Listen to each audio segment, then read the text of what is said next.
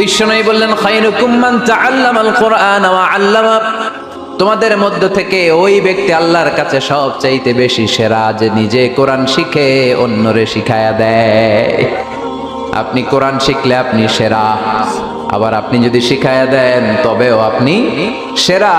এজন্য কোরআন শিখানোর চেয়ে শ্রেষ্ঠ কাজ হয় না। আপনি যদি কাউরে শুধু সূরা ফাতিহাটা শিখান, কোন সূরা, ওই লোক যতবার জীবনে সূরা ফাতিহা পড়বে তার একটা পার্সেন্টেজ সওয়াব আমলনামায় আপনার আছে না নাই? আবার ওই লোক যদি কাউরে এই সূরা ফাতিহাটা শিখায়, আবার যারে শিখালে এ যদি আবার আরেকজনরে শিখায়, এভাবে যতজনকে শিখাবে প্রত্যেকের সওয়াব থেকে একটা পার্সেন্টেজ সওয়াব আপনার আমলনামায় দিয়ে দিবে কে?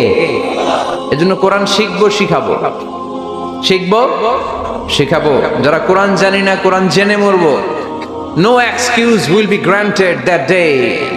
সেদিন কোনো অজুহাত আল্লাহ গ্রহণ করবে না। সব পারো, কোরআন পারো না কেন? সবই তো পারো। হিন্দিতে কথা বলতে পারো, ইংরেজিতে কথা বলতে পারো, কোরআন পারলা না কেন?